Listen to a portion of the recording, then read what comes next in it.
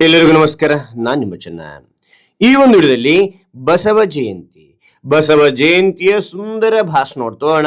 ಈ ಒಂದು ಭಾಷಣ ಅಂತಕ್ಕಂಥ ಇಷ್ಟವಾಯ್ತಾ?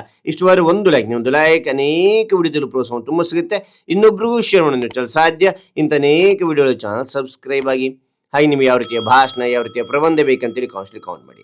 ಆ ವಿಷಯಕ್ಕೆ ತಕ್ಕಂತೆ ನಾವು ವಿಡಿಯೋ ಮಾಡಲು ಪ್ರಯತ್ನ ಪಡ್ತೇನೆ ಅಂತ ಹೇಳ್ತಾ ಹರಿ ಒಂದು ಭಾಷಣವನ್ನ ನೋಡ್ತಾ ತಿಳಿತಾ ಕಲಿತಾ ಹೋಗೋಣ ಬನ್ನಿ. ವೇದಿಕೆಯ ಮೇಲಿರುವ ಗಣ್ಯರಿಗೂ ಮತ್ತು ಇಲ್ಲಿ ನೆರೆದಿರುವ ನನ್ನೆಲ್ಲ ಆತ್ಮೀಯ ಬಂಧುಗಳಿಗೂ ಶರಣಾರ್ಥಿಗಳು. 12ನೇ ಶತಮಾನದಲ್ಲಿ ಮೌಢ್ಯದ ಕತ್ತಲೆಯಲ್ಲಿದ್ದ ಸಮಾಜಕ್ಕೆ ಜ್ಞಾನದ ಜ್ಯೋತಿಯನ್ನು ಬೆಳಗಿಸಿದವರು ಜಗಜ್ಯೋತಿ ಬಸವಣ್ಣನವರು. ಅವರು ಕೇವಲ ಧರ್ಮಗುರುಗಳಾಗಿರದೆ ಒಬ್ಬ ಮಹಾನ್ ಸಮಾಜ ಸುಧಾರಕ, ದಾರ್ಶನಿಕ ಮತ್ತು ಕ್ರಾಂತಿಕಾರಿಯಾಗಿದ್ದರು.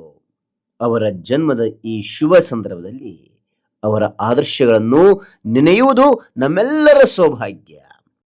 ಬಸವಣ್ಣನವರು ಅಂದಿನ ಕಾಲದ ಜಾತಿ ಪದ್ಧತಿ ಮತ್ತು ಅಸಮಾನತೆಯ ವಿರುದ್ಧ ಬಲವಾದ ಧ್ವನಿ ಎತ್ತಿದ್ರು. ಇವನಾರವ ಎನ್ನದೆ ಇವ ನಮ್ಮವ ಎಂದೆನಿಸಯ್ಯ ಎಂದು ಹೇಳುವ ಮೂಲಕ ಮನುಕುಲವೆಲ್ಲ ಒಂದೇ ಎಂಬ ಸಂದೇಶ ಸಾರಿದರು. ಅವರ ಸ್ಥಾಪಿಸಿದ ಅನುಭವ ಮಂಟಪವು ಜಗತ್ತಿನ ಪ್ರಪ್ರಥಮ ಪ್ರಜಾಪ್ರಭುತ್ವ ಮಾದರಿಯ ಸಂಸತ್ತು ಎಂದು ಇಂದಿಗೂ ಗುರುತಿಸಲ್ಪಟ್ಟಿದೆ. ಅಲ್ಲಿ ಪ್ರತಿಯೊಬ್ಬರಿಗೂ ತಮ್ಮ ವಿಚಾರಗಳನ್ನು ಹಂಚಿಕೊಳ್ಳುವ ಸಮಾನ ಅವಕಾಶವಿತ್ತು.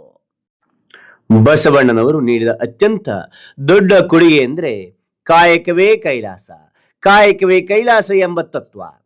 ಸೋಮಾರಿತನವನ್ನು ವಿರೋಧಿಸಿದ ಅವರು ಪ್ರತಿಯೊಬ್ಬರೂ ಬೆವರು ಸುರಿಸಿ ದುಡಿಯಬೇಕು ಮತ್ತು ಆ ದುಡಿಮೆಯಲ್ಲಿ ದೈವತ್ವವನ್ನು ಕಾಣಬೇಕು ಎಂದು ಬೋಧಿಸಿದರು. ಕೇವಲ ತನಗಾಗಿ ಗಳಿಸುವುದಲ್ಲದೆ ತನ್ನ ಗಳಿಕೆಯಲ್ಲಿ ಒಂದು ಭಾಗವನ್ನು ಸಮಾಜದ ಹಸಿದವರಿಗೆ ನೀಡುವ ದಾಸೋಹ ಮನೋಭಾವವನ್ನು ಅವರು ಜನರಲ್ಲಿ ಬೆಳೆಸಿದರು. ಇದು ಇಂದಿನ ಆರ್ಥಿಕ ವ್ಯವಸ್ಥೆಗೂ ದೊಡ್ಡ ಪಾಠವಾಗಿದೆ. ಬಸವಣ್ಣನವರು ಸರಳ ಕನ್ನಡದಲ್ಲಿ ವಚನಗಳನ್ನು ರಚಿಸುವ ಮೂಲಕ ಕಠಿಣವಾದ ತತ್ವವನ್ನು ಸಾಮಾನ್ಯ ಜನರಿಗೂ ತಲುಪುವಂತೆ ಮಾಡಿದರು.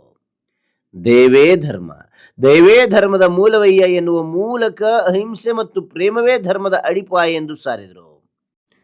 ಕಳಬೇಡ, ಕೊಲಬೇಡ, ಹುಸಿಯ ನುಡಿಯಲೂ ಬೇಡ, ಮುನಿಯೇ ಬೇಡ, ಅನ್ಯರಿಗೆ ಅಸಹ್ಯ ಪಡಬೇಡ, ತನ್ನ ಬನ್ನಿಸಬೇಡ, ಇದ್ರ ಹಳಿಯಲೂ ಬೇಡ.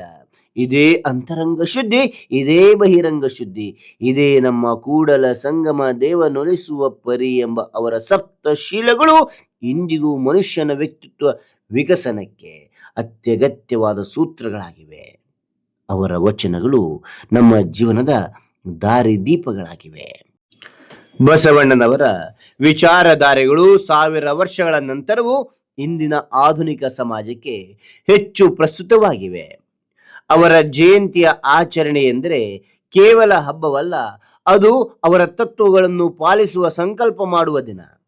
ನಾವು ಅವರು ತೋರಿಸಿದ ದಾರಿಯಲ್ಲಿ ನಡೆದು ಮನುಷ್ಯತ್ವವನ್ನು ಗೌರವಿಸುವ ಸುಂದರ ಸಮಾಜವನ್ನು ನಿರ್ಮಿಸೋಣ ಎಂದು ತಿಳಿಸಿ ಮಾತನಾಡಲು ಅವಕಾಶ ನೀಡಿದ ತಮಗೆಲ್ಲರಿಗೂ ಧನ್ಯವಾದಗಳು.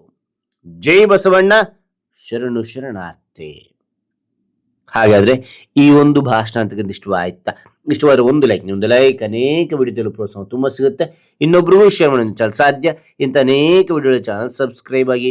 ಮತ್ತೊಂದು ಹೊಸ ವಿಷಯದೊಂದಿಗೆ ಮತ್ತೊಂದು ಹೊಸ ವಿಡಿಯೋದಿಂದ ಭೇಟಿ ಆಗ್ತೇನೆ. Thank you for watching. Bye.